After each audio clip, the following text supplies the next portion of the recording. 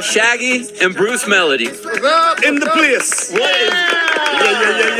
Yeah. It's too early for celebrities to be up. I guess this is our pre-party. It's never too early. We're gonna be partying tonight, you know. You haven't even gone to bed, right? That's right. We go straight through. You know what I just found out when I was talking to Shaggy and Bruce before the segment. This is Bruce Melody's first time in the States. Yes, it's my Really? first time here. Welcome. Yeah. Thank you. That's right. Rwanda forever, right? Yeah, I'm from Rwanda. He's East trying to do a Africa. Wakanda joke over here. No. I'm from Kigali, Rwanda, East Africa. Wow. Gotcha. Yeah. So how'd you guys connect, Shaggy? You know, we're really connected through a friend of ours, which is the wonderful Steve, who was here. And Steve actually heard this record, Fungamas, and actually called me about the record. It was like, yo, Shaggy, this is a dope record. Tell me what you think about it. I'm listening to it. I'm like, yeah, well, you know, it's definitely a really, really catchy and beautiful, infectious melody. And but it was done in his native tongue, so I didn't understand most of what was being said on the record. But just the melodies and the vibe of it, you know, just from me being a record person for years, just knew, so this is something special. And you know, we said, well, let's do a remix and then do some production and stuff. And he brought into ARJ, right? And they came in and AJR. AJ, oh, the AJ. band AJR worked with you guys on that. Yeah. They're Oh, awesome I dudes. love that. AJR on it, and they literally just kind of did some production. We went back and forth until we got it right, and we said, all right, let's get this. So all Bruce, done. you were working in Africa, getting everything and sending it back to the States. Yeah. Nowadays we have internet. It's very easy. Yeah. You couldn't do that back in the 90s, you know? Yeah. You know, but it came out great, and it was just a good energy, good vibe. And then, you know, we were going back and forth, promotion wise, doing a couple of things. And you know, Bruce is just an incredible artist. He's just won the best Trace Awards, best new artist. Oh, that's you know, awesome. over there. So when you guys are singing massive. when she's around, who's she? Yeah. Who are you thinking about? For Yeah, this who are we song? singing about there? Well, you might be looking for that sheet. Yeah. Who is she? Who is she Okay. at? You know? Is she you? Tonight, maybe? So Bruce, first impressions of the U.S., man. What do you like so far? Everything is huge. That's just Texas, man. Yeah. Everything is huge and it's a little bit cold compared to our weather back at home. What's the weather in East Africa right now? It's always cool. Oh, okay. Yeah. Yeah, 'cause you guys do Celsius over there, huh? Does it throw you off when we do Fahrenheit out here? Nah. We're the only country that does Fahrenheit. Everybody else is doing Celsius. Yeah. Well, it's still hot. Whatever. It's just a Fahrenheit. You're gonna feel that temperature. You've been to Rwanda? No. No, not recently. No. Recently? I go every once in a while to that general area. Yeah. And but In I East hadn't Africa? been. Yeah. Well, normally the west side. Oh, okay. And yeah. Al claims he's from Compton also, Shaggy. Yeah. Yeah. Dude, I Claims. did. I did have relatives up in the Compton area. You know, just because you're black doesn't Slow. make sure. But see, we can't call him out on I'm it. just saying. You know what I remember about you, Shaggy? Yeah. It's been years since you've been here. You were so stinking nice. Actually, there's two things I remember about when we interviewed you last time. You were so stinking nice, and you had on a brown and white shirt. Did I? I never remember anything.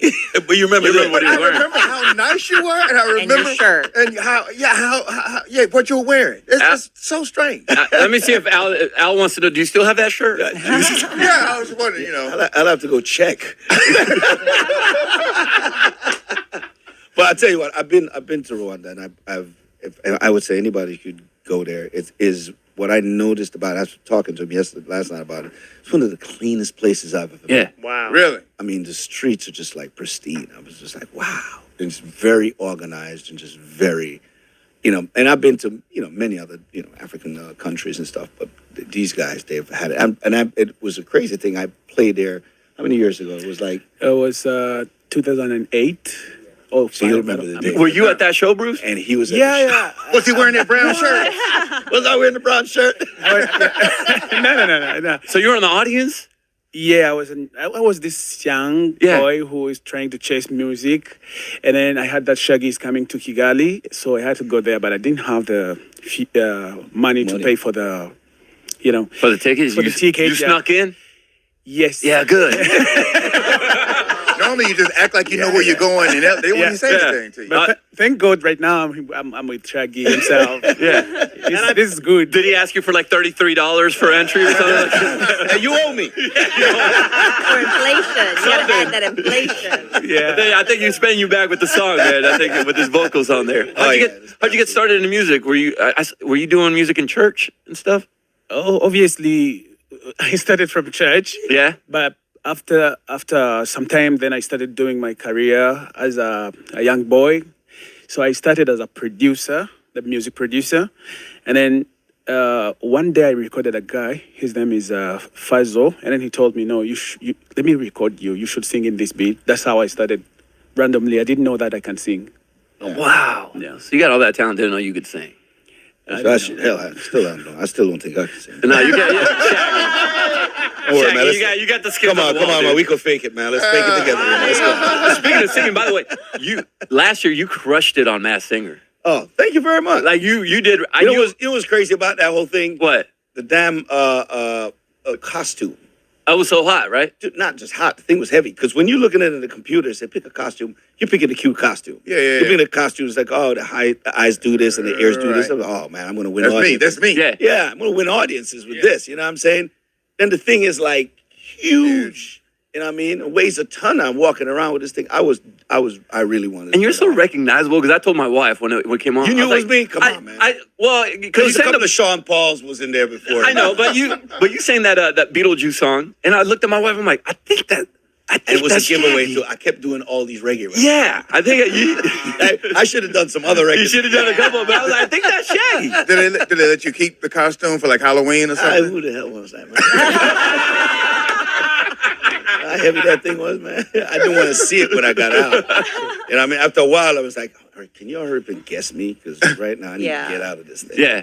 What are you doing for Christmas? Where you want for Christmas? Jamaica. You going going to to Jamaica? Yeah. I live in Jamaica. I live in Jamaica. Full time. That's my Jamaican. Wife, kids, dogs. Yeah. Everybody. Did they come with you when you come out here and do shows, or they stay back and you're just working? Well, I have a home in Miami also, so they're back and forth. And my daughter goes to school. Yeah.